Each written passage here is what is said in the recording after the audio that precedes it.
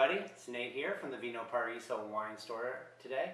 Want to talk to you guys a little bit about blind tasting and what is blind tasting and what people think about it and whether or not you should do it. Well, blind tasting is exactly what it sounds like. It's tasting wines where you don't know what they are. And what I have in front of us today is 4 wines that my wife put together for me. I haven't tried these. I don't know which is which, and I don't know what's in the bags. That's essentially what blind tasting is. And a lot of experts like to do blind tasting and guess the varietal and guess where it came from, even to the specific vineyard. And for the average wine drinker, that's probably not necessary. Not something you have to do. And a lot of times people will say, well, blind tasting's stupid because that's not how you drink wines. That's not how you find out about wines, really, for the average drinker, and you shouldn't even bother with it. And I'm going to disagree with that. And the reason is we recently had a charity event, and we did a blind tasting to help raise money for it. And one of the things we found out is that most people, most average wine drinkers, really don't know what they're drinking, and they have a lot of preconceived notions about it. And what the blind tasting does is it lets you evaluate whether or not you like a wine without knowing what it is or where it came from and all the history about it. So essentially you got a blank slate and you're going to make your observations and your thoughts on the wine based solely on how it tastes, how it looks, and how it smells. And that's a great way to find out about wine. Plus, it's a lot of fun too. So sometimes just for fun, we also do this at home, just trying to get a little better understanding of what wines we like and what we don't like, and kind of find out a little bit more about them. So that being said, if you get a chance to do a blind tasting, definitely do it. It's a lot of fun. If you want to bring your friends over and do something on the weekend, they'll have a real kick out of it too. So I'm going to go ahead and taste through 4 wines with you guys and tell you about my thoughts on them.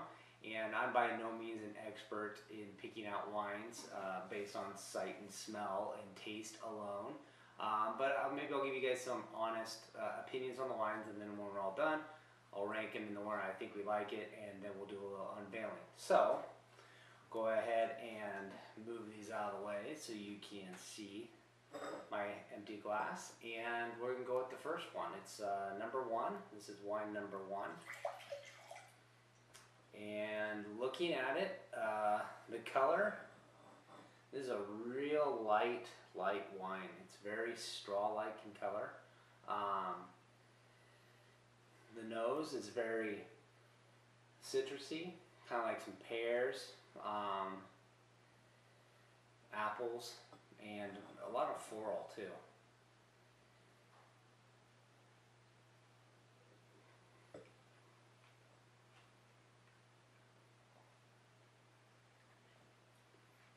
This one's very, very dry.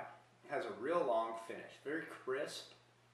So I'm tasting those apples and the pears I'm talking about, and it's just got just a hint of what would you say? Not like bubbles like champagne, but just a little bit of I can't think of the word for it. Carbonation. It's not really carbonated, but there's just a slight hint of carbonation.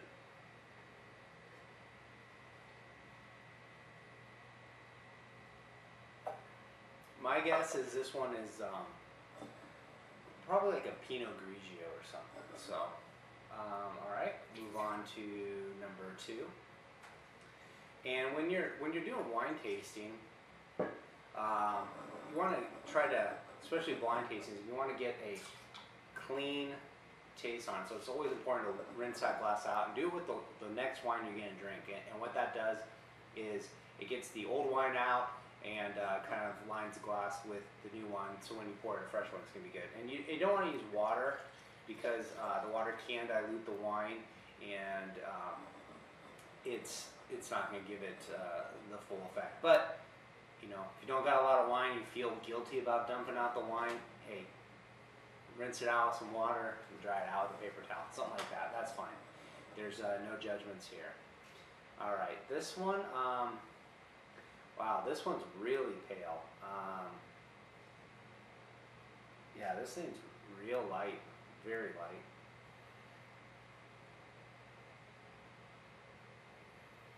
I'm not not getting much aroma off this one, so I don't know.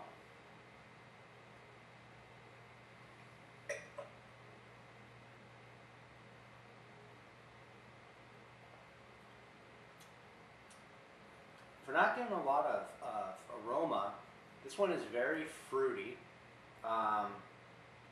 Again, I taste lemon and lime, a bit of apple.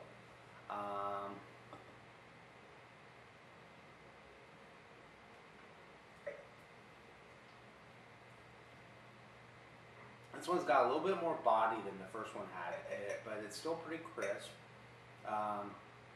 Still pretty light. Doesn't have that carbonation feel in it, but overall it's a pretty good wine. As for what it is, I'm not sure what this one is. I'm gonna guess. It didn't really have that Sauvignon Blanc taste to it. That's kind of distinctive of a Sauvignon Blanc. This one might be maybe another Pinot Grigio. I don't know. Maybe we got two of them in there. So, all right, number 3.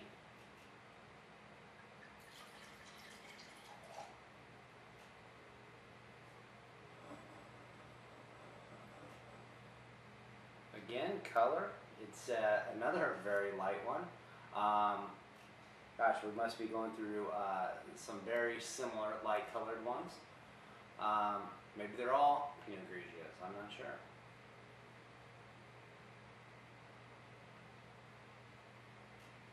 Now this one has a little bit of a grassy smell to it, and something that's when a wine has a grassy smell to it, a lot of times it's a Sauvignon Blanc. So I'm already kind of leaning in that direction. This one is a Sauvignon Blanc.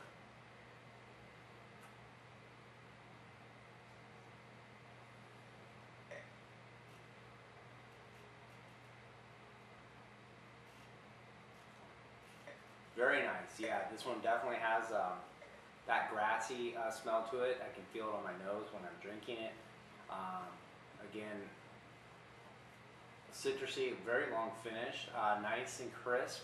I'm going to go on the line and say this one, number 3, is definitely a Sauvignon Blanc. And yeah, I'm liking this one.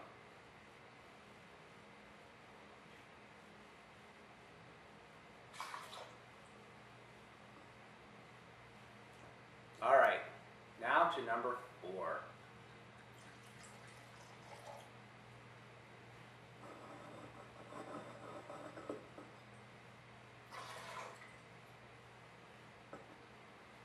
So the thing to remember when you're blind tasting is there's no real right or wrong answers.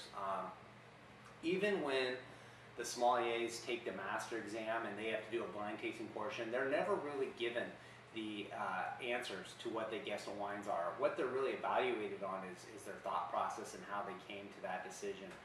So when you're drinking wine in a blind tasting, don't worry about it if you got it right. It's not about picking the right grape. I'd say for you, it's more about just having no preconceived notions of what the wine is, and you're making a fair judgment on it solely on how it tastes. You're not, maybe you've heard of the label before, you know it costs a lot of money, so you think it's going to be better than it is.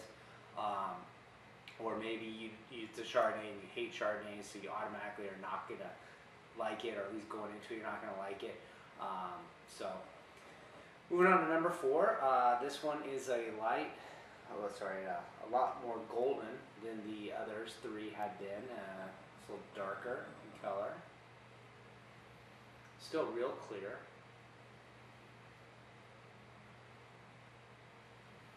Smell a little bit of bananas on this one. One of the things too is when you're tasting wines, these white wines are a little bit cooler than you might want to taste them. When you taste white wine, you want to taste them warm, so that way you're going to be able to taste a little bit more of the flaws in them. Sometimes when you're chilling your wines a little too much, it hides some of the flavors that get masked. So, anyways, go ahead and taste this one.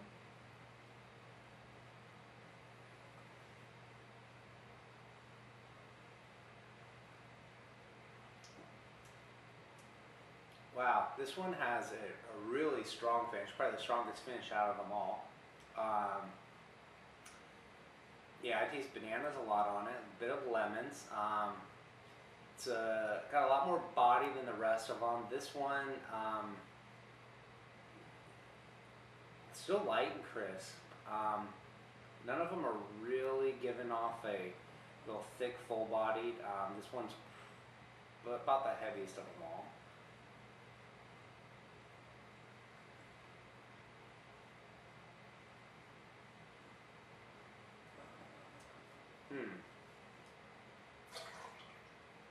I'm going to say that that one's a Chardonnay.